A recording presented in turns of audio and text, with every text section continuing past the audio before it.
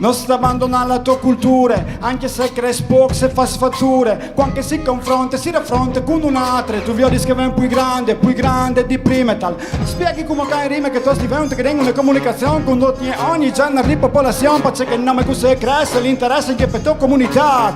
Non sta mai abbandonando il tuo senso, la tua dignità, la tua identità e il tuo senso favelato. Tu hai il calore dall'estate, perché chi stai alla lingua dal futuro e non che dal passato.